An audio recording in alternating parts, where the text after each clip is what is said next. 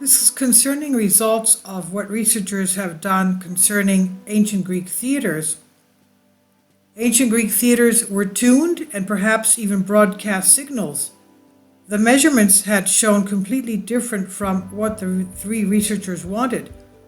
Closed for days in a dingy small room, the soundproof chamber of the Architectural Technology Laboratory at the Aristotle University, Northern Greece, Thessaloniki, together with noise generators, microphones, computers, and various types of vessels, mainly clay jars, but also bottles or jars. They took measurements and studied the graphic performances they gave. They wanted to understand the effects that such objects have on the acoustics of the space. This subject had already been dealt with since 1863 by Hermann von Helmholtz, one of the last European scientists, and then many researchers who used advanced mathematics and very sophisticated electronic machines to understand how they could improve the acoustics of closed auditoriums, but also open-air theaters. For a century and a half, efforts have been made with special hollow containers, cylindrical or spherical. Now, as I'm saying this to you, I remember a new church built in a convent here in Athens, Greece, in the northern suburbs. I saw that the various apses had holes in them, and I asked the abbess there, why are there holes in the walls? She said, oh, there are jars inside, and they're in order to improve the acoustics of the church. And that I never even knew that, but of course she was knowledgeable because she helped overlook the construction of it. Isn't that something? So this was going on since antiquity. Now, they are called Helmholtz resonators, quote unquote, and the air inside them is excited in intense pulsating movements with acoustic waves of the main frequency, which is also called central for each container, except that centuries before, the ancient Greeks and the Romans had managed to make amazing improvements in this matter without, of course, having today's facilities of loudspeakers, etc. And case of a distracted woman, but how culture was the audience of the time acoustically. On top of it, a surprising story has been preserved about the unlucky or somewhat unskilled actor Hegelokos, who had made a mistake and in his recitation emphasized a word with a broken instead of acute one, and so wanted to say galin oro, that is to say that he sees in front of him a calm sea, or he said galin oro, but pronounced it as if he was emphasizing with a distracted, which means I see a cat. Directly dripping instead of emotion, the rich laughter of an audience with acute hearing and full of audience, the architect of the theater was therefore obliged to be able, after its construction, to carry out fine-tuning, which would remove any sound defects from the space. So as we learned from the paper entitled Echoing Copper by the architect engineer Panayotis Karabatzakis, the electrical engineer Vasilis Zafraname, special advisor, the deputy professor, architect engineer, archaeologist Georgos Karaderos, which was presented at the acoustics conference of the Polytechnic School. In the 5th century BC, the basic design principles of the Greek theater had already reached a fairly high level. Over time, the ancient Greek theaters, both in terms of geometry and function, and the ability to support performances, turned into elaborate buildings of high aesthetics and construction technology, having started from a simple configuration of the earthen slope in front of a flat area. Moreover, by the end of the 4th century BC, characteristic is the entry of mathematics, Pythagorean number theory, into geometric drawings and more generally into the architectural design of buildings. And even more specifically, theaters, because their design was significantly influenced by acoustics, which at the time was already taking shape as a science. Especially during the end of the 4th century BC, the transition from the Pythagorean theories to the Aristotelian theories takes place, and this gives a significant boost to the development of the scientific theories of music and acoustics. A more characteristic form of the transition period is that of Aristotle's of Tirantano, whose musical theories are also responsible for the subsequent division of the musical world into the canonics, followers of the Pythagorean musical system, mathematical calculations, and mathematical rules, and the harmonics, followers of Aristophanes' theory, according to which the decisive factor of musical harmony is hearing in the final judge, and the final judge, of course, is the human ear. The help of Vitruvius. The Polytechnic School researchers had set out on their own to find how people corrected and amplified sound 1,600 to 2,500 years ago. But they had reached an impasse. They knew that from the time of Aristophanes, the use of vases or jars to improve the acoustics of theaters began, and the relevant theories were transferred to our time by the Latin architect Vitruvius, 1880 BC to 15 AD. In chapters 4 and 5 of the fifth of his book entitled De Architectura, where he incorporates, as he states, the theories of Aristophanes. Already before the end of the 4th century BC, the special acoustic characteristics of vessels and jars, and in general of container-shaped objects or spaces, are known, but they had to admit that their measurements clearly showed that the changes in the sound field from all these jars and containers and bottles were very small. You were more than needed to make the acoustics in the space of an open-air theater. It seems that these objects are able to transform the sound energy of the space to a large extent inside them, but as concluded from the previous measurements, the shell forces the energy to either be absorbed or dissipated almost only through the neck, affecting only a short distance in the space. Thus, the energy is transferred more to the walls of the container as mechanical energy, vibration, and a large part of it is absorbed by the object. Hence, it's mainly converted into thermal energy. Indeed, if a vessel is immovably fixed or excessively heavy, as for example when it's embedded in the masonry, then all the absorbed mechanical energy is eventually converted into heat, and the object acts as a sound absorber in the room. If straws, ashes, or wool are added to the inside of the vase, as has been found to happen in some medieval churches, with jars built into their masonry, then the object affects the acoustics of the space, but only the parameters of absorbing and diffusion. Roughly the same thing happens with the thick clay jars that do not have the possibility of retransmitting the absorbed energy through their mechanical resonance. Therefore, to the question, what are we doing now? The answer was, we're looking for more. The ancients' theaters were tuned. Thanks also to the work of Mr. Georgios Karavedou, Technologica del Antico Theater Greco, they return to the testimonies of Vitruvius, Book 5, Paragraph 1. There was the hint, brass vessels should be made according to the size of the theater.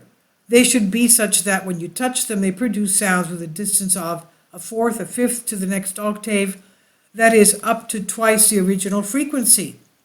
In special places in the theater, resonators can be placed without touching anywhere, but the ground turned upside down and even tilted thanks to pegs of 15 points and above.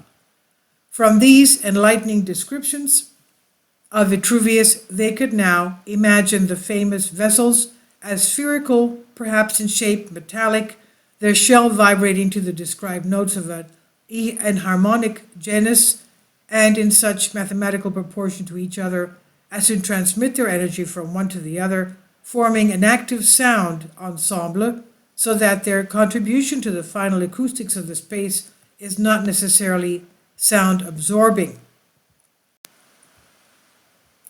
The most convenient and economical thing at that time was to buy some glass spherical vessels, and in experimental measurements made the effects of vessels on the sound field was significant.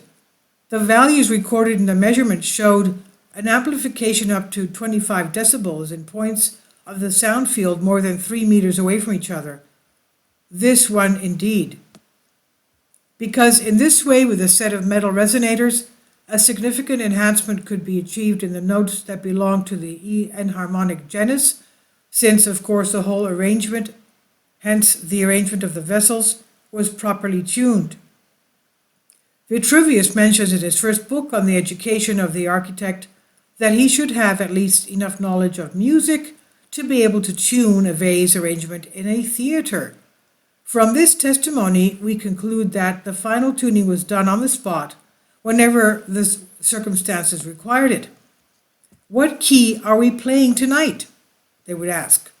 The set of vases that must be used for a performance is called a lineup, quote unquote. It's a lineup. By knowing in which genre the piece will be played, we also know that at the same time which notes, theoretically, that is, sounds of which frequency will be heard. The resonators are made, and with the help of the heels, they get the required inclination to tune each one respectively to one of them. While in other cases they may act as energy absorbers, in open theaters, the researchers conclude that they acted as energy transformers. In the case of absorption, they convert a large part of the energy of the sound waves into heat, while in the case of transformation, they draw energy from waves with frequencies close to their central one and raise exactly the energy of the central one. But when they are close to each other, the so-called sound coupling occurs. That is, the pulsating movements of one affect the vibrations of the other, and this can only be done in freely vibrating and thin-walled vessels. Then they pulsate the same as a bell. In other words, the walls are coordinated within the pulsating movements of the air in the mouth, and we have an almost crazy vibration that you can also understand with your hand touching the outside of the walls of the inverted resonator, especially near its bottom. The inverted and inclined placement enhances the phenomenon due to reflections, and with the fluctuation of the distance of the rim from the ground, the effects increase. The surface area of the hole, hence its central frequency. In this way, you did not have to make the vessels with great precision because you could make fine adjustments on the spot. It was, to give a modern analogy, as if they were performing a piece of music in, say, C major. The notes it will have will be do, re, mi, fa, sol, la, si, each of which corresponds into a frequency. The frequencies interposed between the tones of the scale will never be played because simply the musical theme does not contain them, since only the notes of C major will be present. Vessels, to be okay with the principle of conservation of energy, absorb the frequencies to the right and left of the central and strengthen it by absorbing energy from the frequencies that are not on the scale and are noise or false. Let's not forget that the theatrical performances of the time were also something like a musical or an opera, where the musicians, actors, and dance moved strictly within the framework of the scale. That is, simplifying the genre of the piece. The amplification was found to be in closed spaces around 25 decibels, and in open spaces, according to the latest research, 12 to 15 decibels.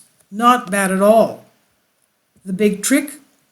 Summarizing the conclusions derived from the laboratory and bibliographic research, we can accept the following. The relevant sources mentioned the widespread use of copper and bronze, mainly resonant vessels, in order to improve the acoustics of Hellenistic and Roman theaters. Why haven't they been found? Perhaps because from time to time, the descendants, ignoring their function and value, melted them down to harvest the metal. When examining resonators made of clay, from clay jars, it was found that they do tune, but this results in sound being ultimately absorbed instead of amplified due to the resonator's construction materials. The effects of resonators, in the case that the resource is tuned to the genera to which the array of vessels is tuned, involves a double acoustic gain, Firstly, because it enhances the excitation of the source, and secondly, because it absorbs acoustic energy from the neighboring untuned frequencies. It's mentioned that perhaps in the theater of Corinth, such copper resonators were used to improve, we're talking about the Epidaurus theater. Such resonators were used to improve its poor acoustics, and the knowledge of this case throughout the Greek-speaking world may be related to the relevant passage of Paul's letter to the Corinthians. This work was funded by the researchers themselves and proves to us how well they were finding level solutions to problems of that time. So if someone could allocate a relatively small amount for the experimental construction of some such metal resonators and to make measurements in theaters that already exist in the Greek area, the whole effort could also be advertised abroad with very good results. Greek researchers trying to improve the acoustics of ancient theaters without the invasion of electricity and electronically generated sound. Romantic, isn't it? So if you bury a jar or an empty clay container and cover them with a stopper, why do buildings get better acoustics? Also, if there is a well or a cistern inside the house, or since the echo is a reflection, must the container air be concentrated and have a surface dense and smooth on which it will be reflected? Indeed, this is how sound is produced par excellence. The well, then, with the cistern possesses narrowness and property of gathering the air. The pitchers and jars and containers also possess the density of their walls, so from both the results is obtained. The hollow parts also sound better. That's why the copper, meaning the copper vessels, sounds better than the rest. So there's a great theory according to which ancient Greek theaters functioned through roughly like modern satellite dishes or radio telescopes, which had the ability mainly to emit vibrations, hence frequencies that could reach beyond the Earth in space, possibly on other planets too. The theoreticians of this point of view take all the above-mentioned articles as evidence capable of supporting this theory. And this is translated for you from a Greek article. Please leave your comments. Thank you for your support. Kindly support my Patreon account. The daily posts are 5 videos daily, and they are totally different from what I have on my YouTube channel. Thank you so much for your support and that you find all my content so interesting. You'll find the Patreon account details in the description box below.